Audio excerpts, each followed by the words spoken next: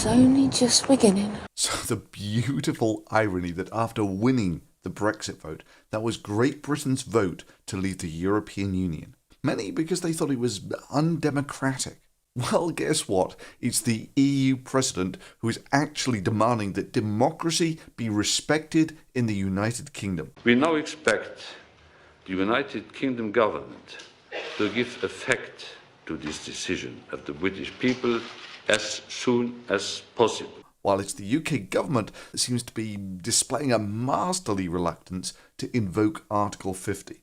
A negotiation with the European Union will need to begin under a new Prime Minister. And I think it's right that this new Prime Minister takes the decision about when to trigger Article 50 and start the formal and legal process of leaving the EU. That's the big red button that states that the UK wants to leave the EU. For good, for keeps. That is, if it wants back in after this, it has to apply like anyone else and get 100% approval from all of the nations of the EU. That is, after it's invoked, one vote from, say, Lithuania or something means that the UK has to sleep in the bed that it's made. And bear in mind that the first time the UK joined this club, it was vetoed twice by France. Okay, but maybe it's just because the Prime Minister was for remaining. But surely the head of the Leave campaign is clear that the people have spoken and that their wishes should be immediately respected by invoking Article 50. Not quite. In voting to leave the EU, it is vital to stress that there is now no need for haste, and indeed, as the Prime Minister has just said, nothing will change over the short term, except that work will have to begin on how to give effect to the will of the people. And the thing that's maybe remarkable about this footage is this is one of the lead Brexiters in his moment of triumph, his great moment of victory. And yet he has the demeanour of a broken man who has just lost the biggest battle of his life. Me, I'm all with the EU president, that the people of Great Britain have spoken, and now they have to deal with the consequences of that decision. Time for you feelies over realies people to get a taste of what you actually voted for. First of all, let's acknowledge that the Leave campaign, the Brexiters won the June referendum. Good for them. This will probably single-handedly redefine the words Pyrrhic victory. Best summed up along the lines of one more victory like that and we will be utterly ruined. Now, I'm sure the poll was a pretty close run thing with 16 million one way and 17 the other. That's to the point where if you were to get a room of, say, 33 people, you really couldn't tell by a show of hands which one was winning. The pound fell about 10% on getting the Brexit news. And just to put that in perspective, if you were to say buy TVs from America or something, that basically means that the day before the referendum you could buy, I don't know, say 10 TVs or something, and the day after you would only be able to buy 9. Or let's look at it in terms of a British salary, say £30,000, which would now, one day later, only be worth something like £27,000 of what it was worth yesterday, a loss of about £3,000 on your average salary. Now, seeing as the annual contribution of a typical person to the EU in Britain is only about £100 per year, that means that drop in one day, assuming it lasts for only a year, cost Britain about as much as its contributions to the EU for 30 years. Now, sure, markets can be fickle things and they can bounce up and down a bit, but this was directly due to the Brexit vote, and it's most likely that this is only the tip of the iceberg. After all, let's look at this objectively. If you wanted to invest in Europe, it no longer makes sense to do it in England at the moment because you don't know what's going to happen over the next 2 years. It's likely that there will be a long-term atrophy of the investments into the United Kingdom because of this. Not that it's particularly likely to be the United Kingdom for much longer, because Scotland has already set in motion the paperwork for another referendum to leave the United Kingdom and join the European Union. Scotland faces the prospect of being taken out of the EU against our will. A second Scottish independence referendum is already on the cards. And given how the voting went, with not one single district in Scotland voting to leave the EU, I figure the United Kingdom will cease to be pretty quickly. Looks like you're going to need another flag to wave next time, guys. And Sinn Féin is doing a similar thing in Ireland, with the talks of a united Ireland. And even London, which you could argue is fairly sensible. After all, London has a larger population than Scotland or Ireland. It has its own democratically elected mayor. Why should they support with their own money the poor areas of England with all of its wealth? That would be like suggesting the richer areas of Europe should support, in part, some of the poorer areas of Europe. And really, now, after the Brexit referendum, what possible grounds can you have for complaint? The whole Brexit referendum was about smaller groups of people's rights to govern themselves free of larger bodies. Oh, sweet juicy karma. The United Kingdom Independence Party, which was so worried about the United Kingdom being destroyed by Europe, has done that far, far more effectively and quickly than Europe ever could have. And honestly, the whole referendum thing was bloody stupid anyway. What else has Cornwall been in the news for lately? It's gone independent. Yes, a spokesman for the Cornish National Liberation Army said... I mean, let me just explain something about British democracy. You elect members of Parliament. Their job is not to do what the majority want, but to do what they think is in the best interests of their constituents, which is a subtle but very important distinction. This is because they frequently have to make these decisions on complicated legal matters and the such like, of which very few people actually have a detailed understanding. So putting these things to a popular vote is just kind of pointless. And this is one of the reasons why this referendum was dumb. You see, it's a complicated issue which is susceptible to things like patriotic chest beaters with catchy slogans. Are they the best arguments? No, of course not. They take time, reading, and understanding these complex issues surrounding the decision. You want to win the popular vote, you have to be able to sum it up in something like 4 words, like make Britain great again, or I believe in Britain, or hope, or change, or they are Project Fear.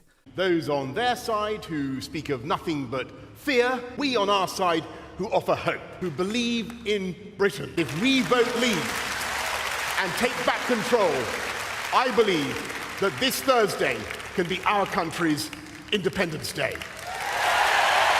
That sort of thing. These problems are not new. They are intrinsic flaws with democracy, which is why Churchill called democracy the worst form of government. It's just better than anything else that's been tried. Indeed, none of us live in a real democracy. Even the founding fathers of the United States were fairly disdainful of pure democracy, this sort of 2 wolves and 1 sheep voting over who to eat for lunch type democracy. Or what Thomas Jefferson had to say on the subject, that democracy is nothing more than mob rule, where 51% of the people take away the rights from the other 49%. Is it just me, or do those numbers look remarkably similar to the Brexit vote numbers? I mean, let's just take this slogan here. We send the EU £350 million a week. Let's fund our NHS instead. Vote leave. Let's take back control. Oh, well done, 4 words. Now, I could, and did say several times, that this claim was bullshit. Most of that money comes straight back to the United Kingdom in terms of subsidies for the farmers, investment in the infrastructure, and science and the such like. You don't just send this money to pay bureaucrats in Europe. Virtually all of it is spent back in your own country. That is, if you don't send this money to Europe, you don't really save anything. Except, of course, you're out of the EU. You're out of the common market. Yet for thousands, tens of thousands, maybe even millions, this was a tipping factor in them voting. The £350 million a week we send to the EU, which we will no longer send to the EU, can you guarantee that's going to go to the NHS? No, I can't, and I would never have made that claim. That was one of the mistakes I think that the Leave campaign made. Hang on a moment, that was one of your adverts. Well, it wasn't one of my adverts, I can assure you. maybe the easiest thing for us to do on the Brexit camp is just to talk about the net figure. And the net figure is £34 million every single day, £10 billion a year, and I say that is too much, and we should spend that money here in our own country on our own people. My adverts, I can assure you. Well, that was one of the Leave campaign's adverts, that money was going to go to the NHS. And I think they made a mistake. I would like that 10 billion to be spent helping the communities in Britain that your government damaged so badly by opening up the door to communist countries. And what people need here are schools, hospitals, GPs. That's why many people have voted. They made a mistake in doing that. But what I can tell you is we have a nice You're feather saying bed. after 17 million people have voted for Leave, Yep. based, I don't know how many people voted on the basis of that advert, but that was a huge part of the propaganda. You're now saying that's a mistake. And I mean, damn, this was the very spear tip of their campaign, and it's just one example.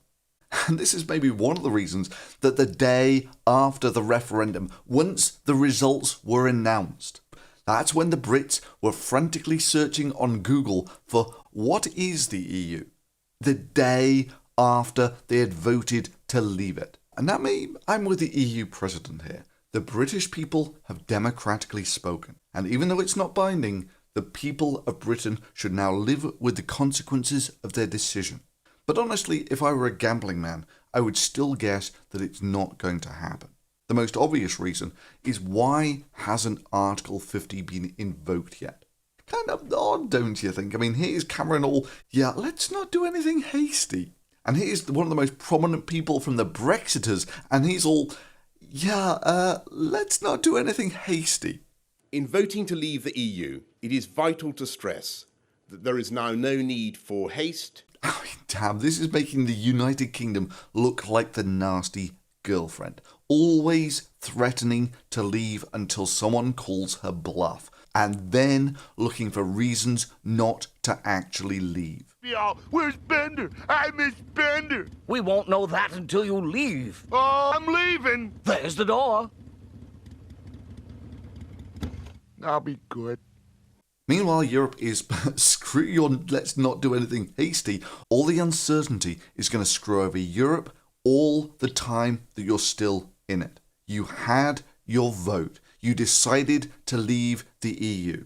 Now invoke Article 50 so we can proceed over the next 2 years with a Brexit. Let's get this over and done as quickly as possible. I mean, that's just a beautiful irony for those who were worried about the democratic deficit in the EU. All the Project Fear about the EU superstate. That's your own Prime Minister there, ignoring the will of the people. That's one of the most prominent people in the Brexit camp, and he's ignoring the will of the people, while the EU president is respecting it.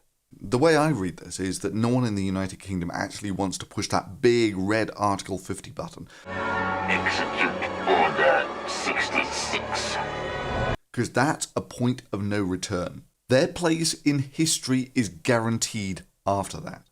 And deep down, sure, Europe has its problems, but this is not the best way to deal with them. It's rage quitting Europe simply because you don't like some aspects of it. It's like cutting off your hand because you've got a hangnail.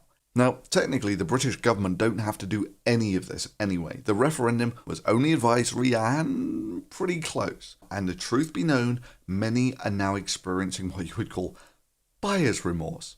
But for some, the cold light of day brought disillusionment. I would go back to the polling station and vote to stay, simply because this morning the reality is actually hitting in. And probably most notably the ones who were frantically Googling to find out what it was that they'd actually voted to leave. And if the referendum was held again today, it's likely that the outcome would be reversed.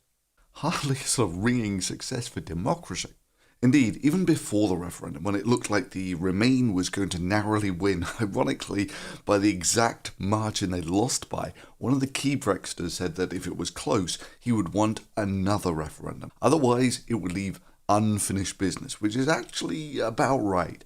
And then there's a petition, which has already garnered over 3 million signatures for another referendum, which is only binding if there is a clear majority. I don't know, something like 60%, which is Again, probably how it should have been done in the first place. And the government would have been committed to actually putting this up for parliamentary debate if it had only gotten 100,000 signatures, and it's already gotten over 3 million.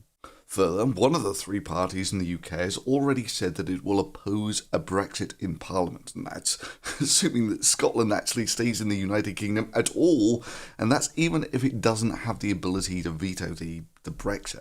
In the interest but can you imagine the Scotland. fury of the British people if you stop them leaving Europe? I can, but you know, it's perhaps similar to the fury of many people in Scotland right now as we face the prospect of being taken out of the European Union against our will. I didn't create these situations. Further, it turns out that the House of Commons is about 2/3 in favour of staying in Europe.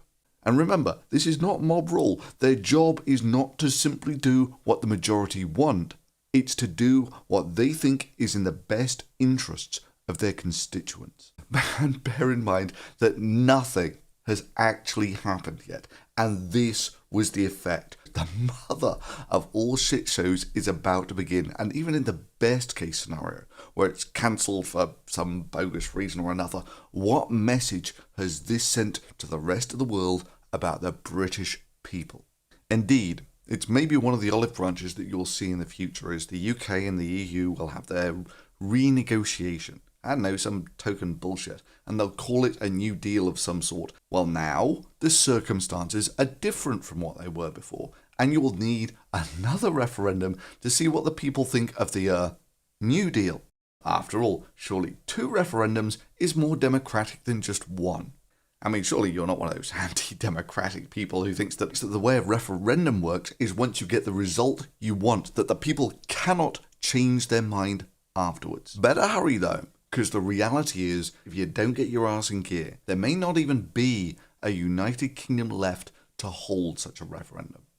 For me, the killer observation here is just the sheer lack of the UK actually publicly stating that it wants to leave the EU. Invoking Article 50 is merely what starts the negotiations. And the only reason for not starting the negotiations, given that the longer the instability caused by the Brexit goes on, the more harm it will do to your country, is that you want someone to talk you out of it. And most juicily of all, there really don't seem to be any prominent Brexiters that are calling for the invoking of Article 50. It's almost like now that the moment of truth is here, they've got no will to push that button either. It's just like that crazy girlfriend who is always threatening to leave until you actually say, okay, fine, leave. So I've decided to help you out here. I've started a petition for you stating that the government should immediately invoke Article 50. Specifically, the Brexit referendum showed that it is the people's will to leave the EU. The UK government should respect this result and immediately invoke Article 50 so the negotiations about the Brexit can begin. Delaying this decision will simply cause uncertainty that will damage the UK. If you get more than 10,000 signatures, the government will respond to your petition. More than 100,000 and it will be considered for debate in Parliament. Let's see if your heart's really in this.